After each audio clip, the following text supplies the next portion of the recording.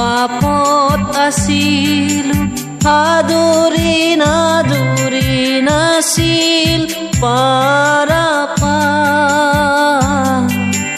পাপত আছিলো, আদৰি নাছিল পাৰাপাৰ। যিছু গ্ৰহণ কৰি মুক্ত হলো মই, দিলে মোক চিৰ উদ্ধাৰ। যিহুৱা মোৰ জীৱন ৰক্ষক, নাই মোৰ একো ভয়। জীৱন যাত্ৰা আছে সদায় জয় পৰাজয়। প্ৰভু যীশু খ্ৰীষ্টৰ সৰ্বশ্ৰেষ্ঠ নামত আপোনাক অভিবাদন জনাইছোঁ। পবিত্ৰ বাইবেলৰ যোহনে লিখা শুভবাৰ্তাৰ 13 অধ্যায়ৰ 9 আৰু 10 পদত আমি এনেদৰে পঢ়োঁ।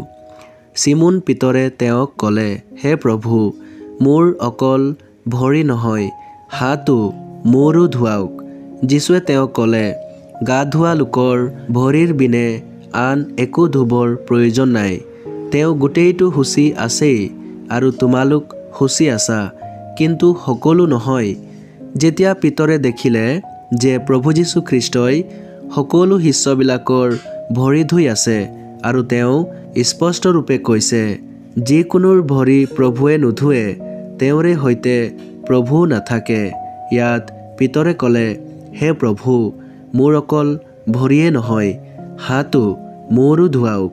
কিন্তু যীশুৱে তেওঁক ক'লে, গা ধোৱা লোকৰ ভৰিৰ বিনে আন একো ধুবৰ প্ৰয়োজন নাই। গা ধোৱা লোকৰ ইয়াৰ অৰ্থ হৈছে, কিছুমানে দিনত এবাৰ গা ধুৱে আৰু কিছুমানে দুবাৰ। কিন্তু যেতিয়াই ঘৰলৈ উভতি আহিব লগা হয়, তেতিয়া কেৱল ভৰিহে ধোৱা হয়, পুনৰ গা ধোৱা নহয়। ঠিক তেনেদৰে প্ৰভু যীশু খ্ৰীষ্টই মানুহৰ উদ্ধাৰৰ কাৰণে এবাৰেই ক্ৰুচত বলিদান হ'ল আৰু মৃত অৱস্থাৰ পৰা তৃতীয় দিনা পুনৰ্জীৱিত হ'ল। যিকোনোৱে তেওঁত বিশ্বাস কৰে, যীশুখ্ৰীষ্টক প্ৰভু আৰু উদ্ধাৰকৰ্তা স্বীকাৰ কৰে, তেওঁ উদ্ধাৰ পায়। এই উদ্ধাৰ হৈছে এবাৰ পোৱা সদাকালৰ উদ্ধাৰ, আৰু এনেদৰে আপুনিও প্ৰভু যীশুখ্ৰীষ্টত বিশ্বাসৰ দ্বাৰা উদ্ধাৰ পাব পাৰে।